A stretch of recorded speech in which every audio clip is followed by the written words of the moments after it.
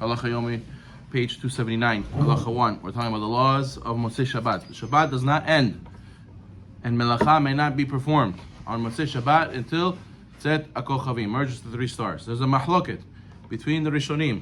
What is considered Tzet HaKochavim? According to Yomi, 13 and a half minutes after sunset is already Tzet HaKochavim.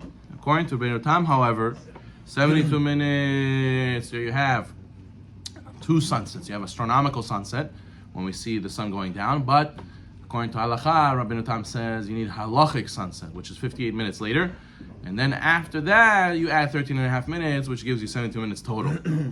So it comes out that there's an astronomical sunset and halachic sunset. If you look in the sky, there's a lot of rays of red for a while until Rabbeinu Tam time.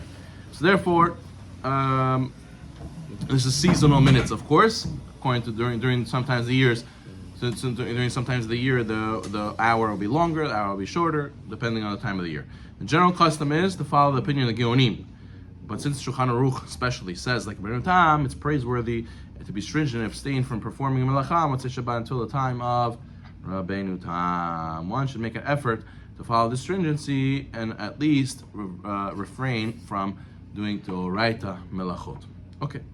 Number 2, unlike Erev Shabbat or Motzei Shabbat, one's individual conclusion of Shabbat is not dependent on the communities. Usually by the community, if they accept Shabbat, you can't pray mincha anymore, right? But by Motzei Shabbat, it's independent. Therefore, one does not have to stop observing Shabbat, even if his community already started performing Melacha. And opposite also, one may recite Havdalah and perform Melacha after Tzedek Chavim, as long as, even though the rest of the community did not yet pray Arvit. One who keeps Shabbat until the Zman or Rabbeinu Tam can ask somebody who's not stringent to keep Rabbeinu Tam, and he already ended Shabbat, and you can ask him to do Melacha for you. You know, it's not a sur to ask some other Jew to do something for you. Likewise, the person who's stringent for the opinion of Rabbeinu Tam is allowed to use the candle for Havdalah that was lit before the Zman of Rabbeinu Tam by someone who's not stringent. Number 4, one should not record someone else speaking if that person did not yet finish Shabbat, even though Shabbat is technically over. Nevertheless, those who do so have what to rely on. Number 5, one who travels on Motzei Shabbat to a time zone where it's still Shabbat, you have to keep Shabbat in that place where you're currently in, even though you already started your journey from a time zone that Shabbat was already over. 6, one may not perform Melacha before saying Havdalah or Arvit in Atan Chonatanu. All right, with Atan Chonatanu.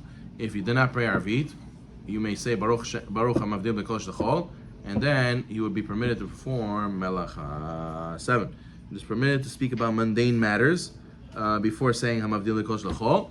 Likewise, it's permitted to dance before saying Havdalah. On Shabbat, we're not allowed to dance usually, but you can dance if Shabbat's over before Havdalah. Even if one said in Baruch HaMavdil B'Kol Sh'Chol with the name of Hashem, you still have to say Havdalah over a cup of wine. So even though you said it in shul, it's not enough. Okay, number 9. It's a mitzvah to say Havdalah and Motzei Shabbat. According to Rambam, it's a mitzvah d'oraita. The person has to be careful with Havdalah, not to forget Havdalah. It's a positive mitzvah from the Torah, according to Rambam. Number 10. Women are obligated in Havdalah just like men are.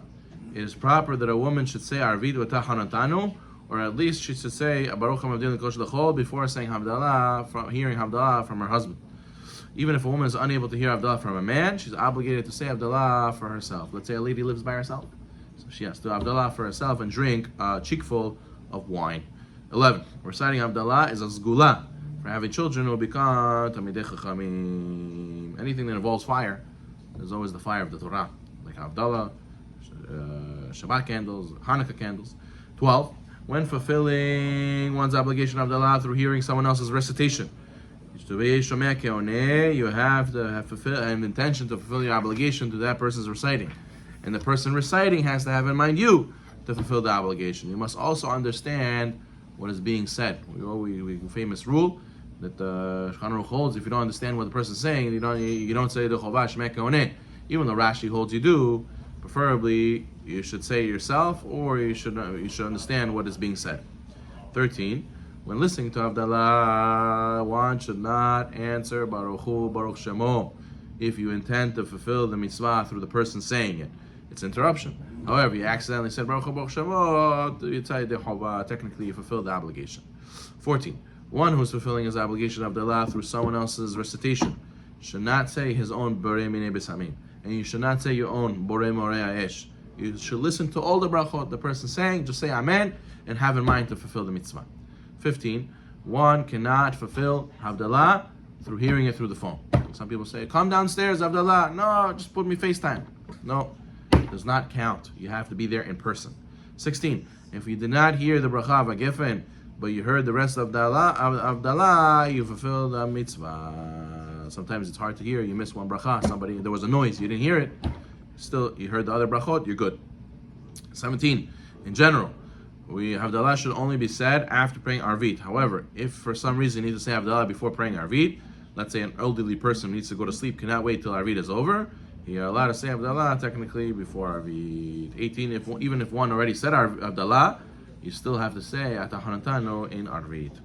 19. Some shuls have the custom to say Havdalah in the shul for those who will not be saying it at home.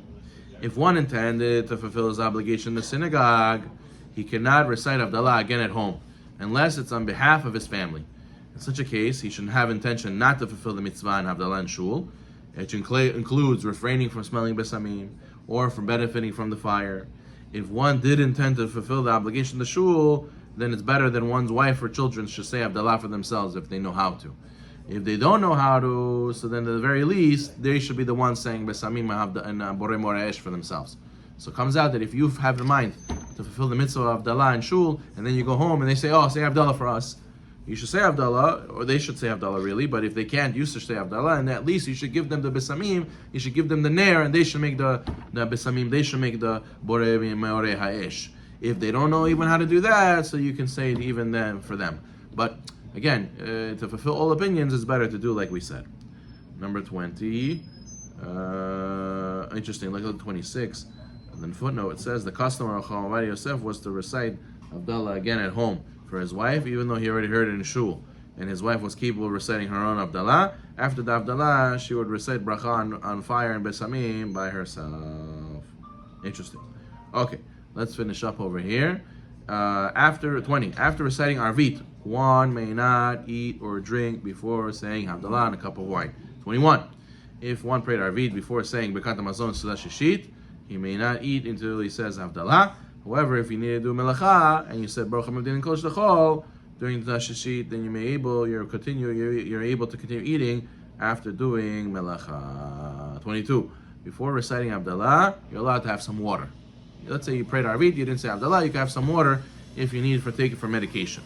23. It is proper to train children from refraining from eating and drinking before Havdalah, especially if they're already 11 to 12 years old. However, if there's a need, let's say you won't be able to say Havdalah till later that night, and it's very hard for them to wait till that late, you could be lenient with them that foods are necessary, but you should refrain from giving the children sweets. Let's say you ate accidentally before Havdalah, you're still obligated to say Havdalah. 25. Somebody who said a bracha by accident. Sha'akol nir b'dvaro. Eat, you didn't say Havdalah. How can you eat? Better you should eat a little bit. That way it's blessing, not a blessing in vain. Baruch Na'olam. Amen.